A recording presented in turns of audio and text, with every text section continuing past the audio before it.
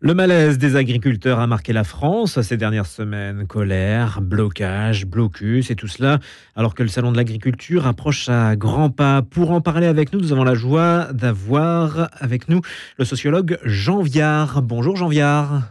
Bonjour. Alors comment expliquez-vous tout d'abord cette crise, vous, de par votre point de vue sociologique? Moi, je suis un sociologue qui habite à la campagne. Vous voyez, par ma fenêtre, je vois des vignes, etc. J'ai toujours travaillé de la campagne, donc j'ai un regard un peu décalé sur pas mal de choses. Si vous voulez, il y a deux choses. Il y a du court terme. Le pétrole, le gaz, enfin les tracteurs, les taxes, etc. Où effectivement, les paysans, surtout les plus modestes, ont vu des augmentations. Et puis il y a le long terme. Au fond, c'est quoi le projet agricole de l'Europe? Ouais. Si vous voulez, quand on a construit l'Europe, on l'a construit sur l'agriculture. Parce que la France avait construit sa modernité sur l'agriculture. Depuis la Révolution française, la Troisième République, Edgar Pisani, De Gaulle. Et donc, au fond, l'idée de la France, c'était pour qu'on soit souverain, il faut avoir une agriculture puissante et la bombe atomique. C'était le modèle, on va dire, gaulliste. Donc, quand on a fait l'Europe, on s'est dit, puisqu'on était dominant à l'époque, l'Allemagne, à l'époque, politiquement, était extrêmement discrète pour des raisons que tout le monde peut comprendre. L'Angleterre n'était pas là. Et donc, au fond, on a pris le modèle français. On a dit, on va faire l'Europe de la même manière. Donc, on va mettre l'Europe, la politique agricole commune, qui à l'époque était 70% du budget. Aujourd'hui, c'est plus que 30%. Donc, on a construit sur l'agriculture. Et on avait donc un projet de souveraineté agricole. Quel est le projet aujourd'hui? Voilà, c'est ça la vraie question. Parce qu'il nous reste moins de 400 000 fermes.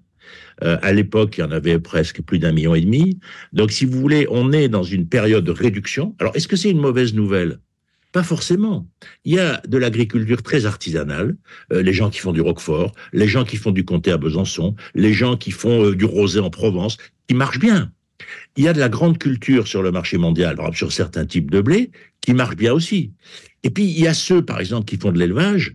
Écoutez, de nos jours, quel jeune couple a envie de voir des vaches et de travailler toutes les semaines, tous les jours, de veiller à 3 heures du matin, de jamais partir en week-end? Vous voyez, donc il y a des modèles différents qui se télescopent et au fond, il n'y a pas de grand projet pour rassembler tout ça. Alors, comment sortir de cette crise? De quoi auraient besoin les agriculteurs pour se sentir mieux, pour sortir de ce malaise?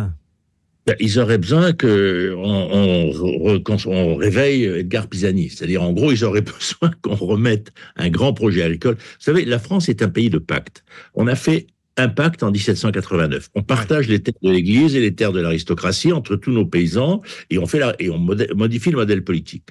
Et puis, ça fait un siècle de lutte sociale. On a refait un pacte avec, effectivement, on va dire Jules Ferry pour aller vite.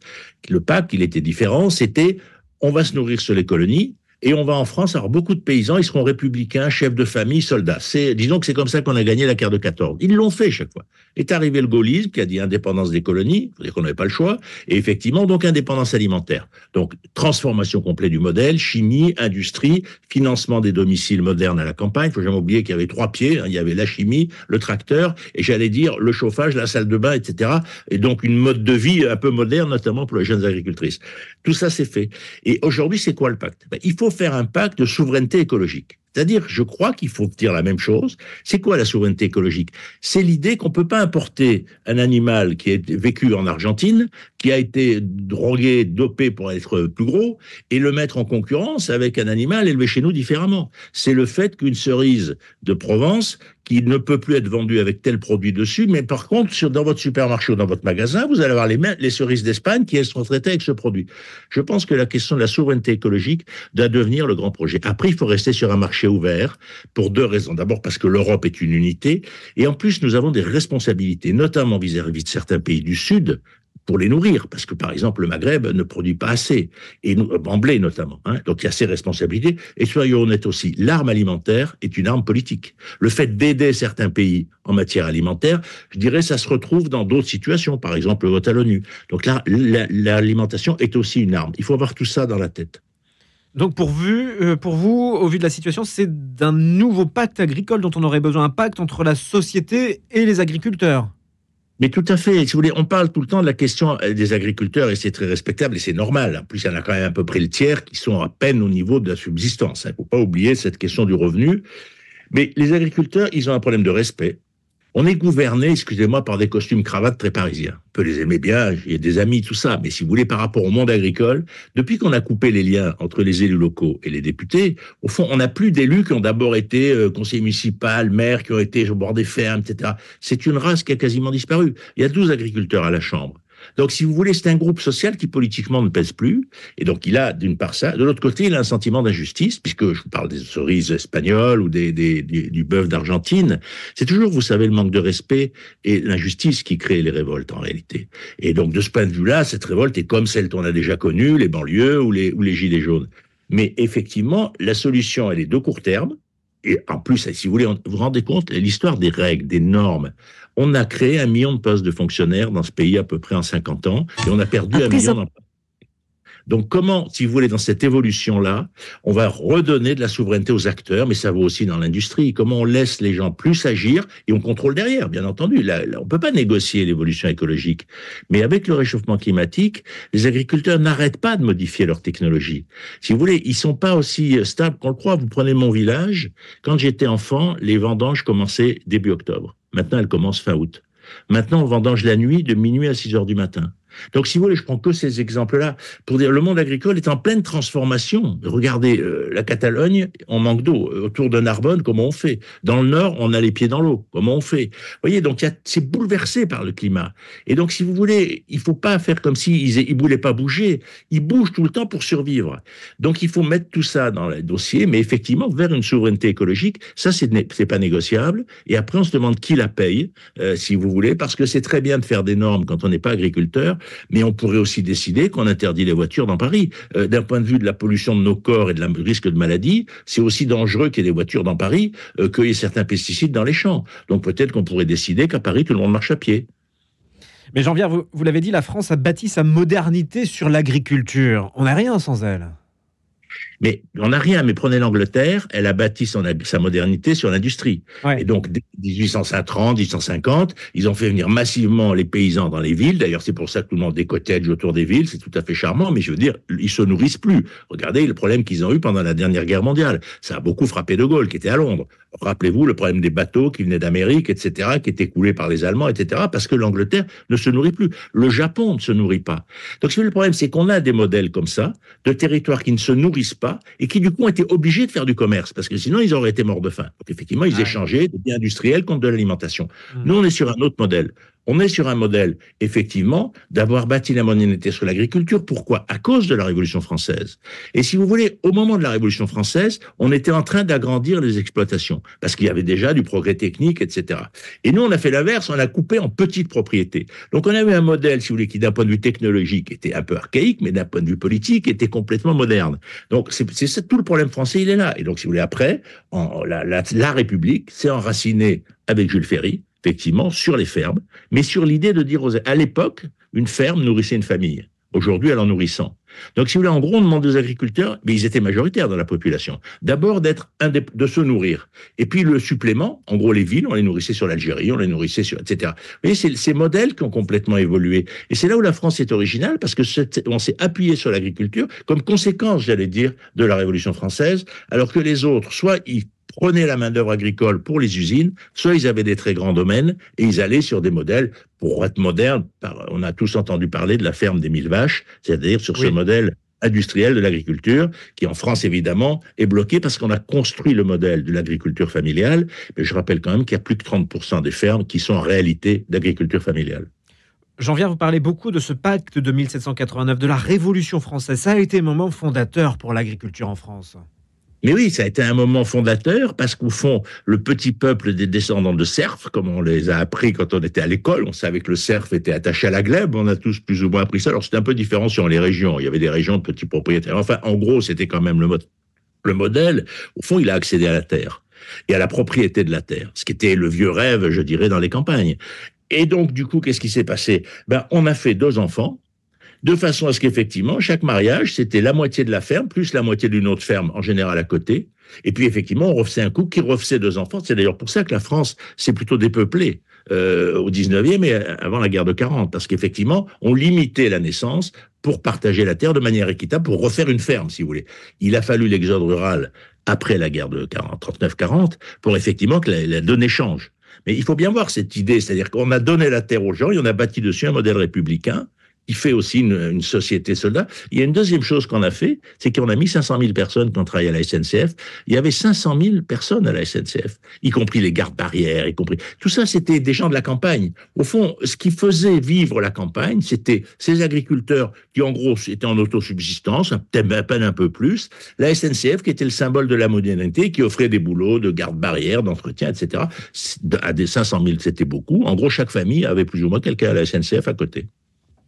Jean Viard, le risque de la modernisation, c'est aussi de vouloir plus grand, de produire plus. Et aujourd'hui, on a un effet de concentration qui fait qu'on a des petits élevages qui meurent dans les campagnes. Je ne sais pas si c'est lié. Je pense, si vous voulez, qu'il faut accepter que dans l'agriculture, il y a de l'artisanat. L'intérêt de l'artisanat, c'est que, j'allais dire, la valeur ajoutée reste dans la ferme. On va dire les choses comme ça. C'est de la vente directe, c'est des produits, le comté, par exemple, j'ai pris tout à l'heure l'exemple du comté à Besançon, où c'est complètement intégré entre les producteurs de blé, les moulins, les gens qui font le fromage, les circuits commerciaux. Donc, c'est un territoire qui est intégré. On pourrait prendre le reblochon, qui a le même processus, etc.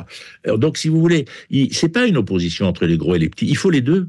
Il faut des grosses entreprises. Pourquoi? Mais y compris parce que quand vous avez une grosse entreprise, vous avez des horaires. Vous pouvez travailler aux 30, 40 heures. Vous pouvez partir le week-end. Vous pouvez être libre le soir. Parce qu'il y a un tour de rôle, je veux dire. Mais donc, vous avez une mode de vie intégré dans ces... Vous savez, 80% des femmes dans les fermes ne travaillent plus dans l'agriculture.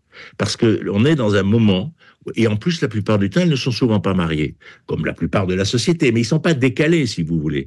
Et donc, effectivement, ils ont envie de mode de vie, ils ont envie d'aller au cinéma comme vous et moi, quoi. Vous êtes l'auteur du Sacre de la Terre et de l'Archipel paysan, ces deux ouvrages aux éditions de l'Aube, et vous dites que le monde paysan a le sentiment qu'il est en voie de disparition. Vous inquiétez, vous constatant un face-à-face de société, un affrontement entre la liberté et la norme dont sont victimes les agriculteurs. Mais il y a deux choses, si vous voulez. Le combat entre la liberté et la norme, c'est comment on fait la révolution écologique. Prenez le modèle américain. Eux, ils ont mis énormément de milliards pour libérer l'économie dans les startups, dans l'ensemble, avec des problèmes qui contrôlent derrière, qu'il y a des respects. Mais en gros, ils sont en train de gagner sur l'Europe, en termes notamment d'innovation en la bataille climatique, parce qu'ils n'ont pas de contraintes. Ça a des inconvénients. Nous, on a fait l'inverse. On met des normes et on dit aux gens, attends, il faut absolument passer par là. Bon, je veux dire, quand on multiplie les normes, les gens ne s'y retrouvent plus. Et en plus, quand vous êtes agriculteur, si vous devez passer 2 heures par jour sur votre ordinateur pour regarder tout ce qu'il faut faire, je vous rappelle que sur les haies, on dit qu'il y avait 14 règles pour savoir comment planter une haie. Bon, ça fait quand même beaucoup de réglementation pour un truc qui est quand même relativement simple. Donc ça, si vous voulez, c'est une question absolument de fond. Donc, et la deuxième chose qu'il faut dire, c'est que l'agriculture, c'est un métier du passé. On se raconte tous qu'on descend de l'agriculture, surtout en France, à cause de ce que je viens de dire, puisqu'il y avait encore à peu près la moitié des gens qui étaient à la campagne en 45. Donc c'est pour ça aussi qu'on a tellement de résidences secondaires. On est très nombreux à avoir ou garder une maison de famille, ou acheter une petite maison dans des villages qui se sont dépeuplés après la guerre de 50. Mais si vous voulez, donc ça, c'est le modèle très français. Mais en même temps, l'agriculture, c'est un immense métier d'avenir. Parce que on entre dans l'industrialisation du vivant. La révolution industrielle, ça a été une révolution technique de domination de la matière, le fer, le béton, la chimie, un gros tracteur, etc. Et ça a été magnifique. L'espérance de vie a augmenté de plus de 20 ans. Faut pas oublier ce qu'on a fait. Bon, même si on est allé trop loin d'un point de vue écologique, on a quand même réussi à améliorer la condition humaine d'une façon fascinante. Là, la question, c'est comment on devient des acteurs à l'intérieur du vivant et pas dans la domination du vivant. Vous savez, c'est vrai dans l'industrie. Vous étudiez, moi je discutais avec le patron de Dassault Systèmes, il me dit exactement la même chose que l'agriculteur. C'est-à-dire comment on va penser le vivant du sol. Comment, au lieu de le labourer, on va comprendre que le ver de terre est un élément essentiel de la vie du sol. Donc, on ne va faire que traiter le dessus. D'ailleurs, pour ça qu'on y met du glyphosate, pour ne pas le labourer. Donc, vous voyez comme c'est compliqué, les enjeux. Et ce respect de la vie, qui fait qu'au fond, on est là pour renforcer la vie, la protéger, comme la vôtre et la mienne, avec des médicaments, etc. Mais que c'est le vivant qui va permettre de reprendre la main sur le monde. Pareil pour l'énergie, le soleil, le vent, les barrages, même le nucléaire, d'une certaine façon. Donc, si vous voulez, on est dans une société du vivant qui est en train de naître. Or, les agriculteurs, c'est ça qu'ils font toute la journée. De regarder par la fenêtre, de savoir le temps qu'il fait, etc., de connaître le sol et tout. Le problème, c'est comment ce savoir-faire, qui n'est peut-être pas passé par les grandes écoles, comment on le projette dans la révolution écologique pour qu'ils en soient des acteurs positifs et qu'on arrête de les traiter comme les derniers de la famille. La vieille histoire qu'on racontait après-guerre, que les parents, c'est un enfant un peu sur le tard pour prendre la succession et qu'il était un peu bas du capot. Je veux dire, ça, effectivement, cette espèce de caricature du monde agricole qui a beaucoup circulé, y compris pour faciliter l'exode méthode rurale dans les années 60-80. Évidemment, elle est absurde. Le monde a complètement changé. Les agriculteurs ont fait des études. Et je vous signale qu'il y a beaucoup d'écoles agricoles. Il y a beaucoup de jeunes qui se forment à la technologie de l'environnement. Les écoles agricoles sont remarquables. Il y a majorité de filles à l'intérieur. Vous voyez, il y a tous ces problèmes qui sont là. Donc, il faut se dire, l'agriculture est un grand métier du vivant, donc un grand métier du futur. Et d'un coup, les remettre sur un piédestal de respect parce qu'ils savent des choses que ni vous ni moi ne savons. Je retiens cette expression qui est très belle, très forte, très intéressante. L'agriculture est un métier du passé, mais aussi un grand métier d'avenir. C'est vraiment fort ce que vous dites. Ben écoutez, tant mieux, merci. Mais c'est ce pont qui m'intéresse, si vous voulez. Pour ça, moi, j'ai toujours vécu à la campagne, donc c'est un monde avec lequel j'ai de l'empathie. J'ai connu mes arrière-grands-parents dans les Vosges qui avaient une ferme toute petite avec 2 vaches qui cherchaient à labourer. Et puis je vis dans une zone de rosée qui marche très très bien, où les mecs moi, je vais vous dire, pour savoir si l'agriculture va bien, regardez la taille des tracteurs dans les manifestations. Quand le tracteur est un 4x4 tout neuf, en gros, ça va pas si mal. C'est un indicateur que je trouve souvent meilleur que le salaire déclaré, si vous voulez. Et quand vous avez un vieux tracteur qui cahote, vous vous dites, bon, là, ça va pas. Et si on parle d'avenir, justement, métier d'avenir, est-ce que le numérique est en train de transformer le monde agricole ? Ah ben oui, bien sûr. D'abord parce que, vous savez, quand on traite, par exemple, une vigne, on a tendance à traiter toute la vigne. C'est un peu comme vous entrez dans une pharmacie, vous dites, écoutez, je vais prendre tous les médicaments pour si jamais j'avais une maladie. C'est une façon quand même un peu brutale de se soigner. La vigne, avec le numérique et les drones, on va voir que là-bas, dans le coin du champ, il y a effectivement quelques pieds qui commencent à être malades. On va traiter ces quelques pieds tout de suite parce qu'on les aura vus par drone.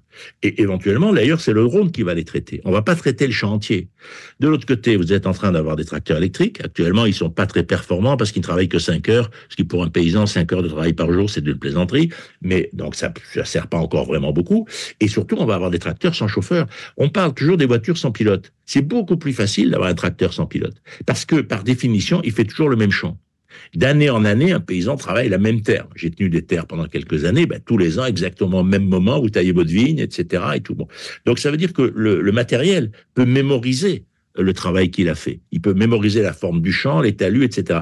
Donc, je pense que le tracteur sans chauffeur est un outil d'avenir dans les campagnes et le traitement, la surveillance par drone des terres est un outil d'avenir. Donc, si on entre dans une agriculture où que le numérique va aider, notamment effectivement sur toutes ces questions, mettre moins de produits phytosanitaires, qui est la question pour tout le monde, mais il faut savoir le répondre à la question.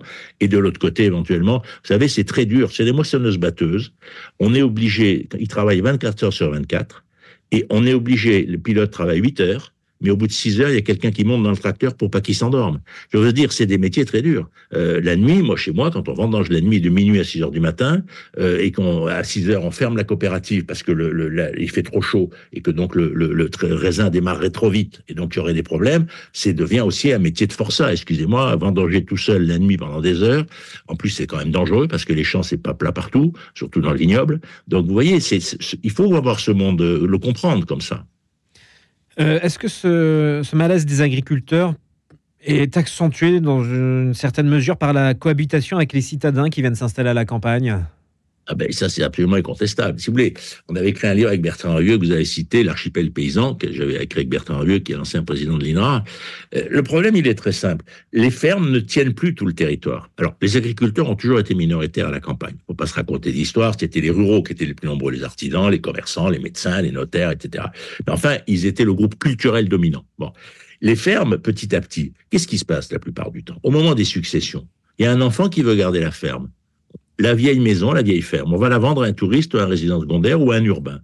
On va construire une petite maison Phoenix à côté avec un hangar parce que celui qui hérite les terres n'hérite pas de la maison. Et la maison sert à payer des sous. Partout dans la campagne, regardez, ces belles fermes et à côté une petite maison avec un hangar. Bon, c'est le modèle de reproduction dans les zones touristiques, le plus classique. Donc ça veut dire quoi? Ça veut dire que la France est un pays de périurbanité. On avait vu avec les Gilets jaunes. Il y a 60% des Français qui ont un jardin. Il y a 4 millions de familles qui ont une résidence secondaire, une deuxième maison. Donc ça veut dire qu'en réalité, bien sûr qu'on a des métropoles très importantes qui sont les hubs du monde numérique, il faut aller faire ses études, il y a de la culture, etc. Mais de moins en moins, on a envie d'y habiter. Paris il perd des dizaines de milliers d'habitants par an.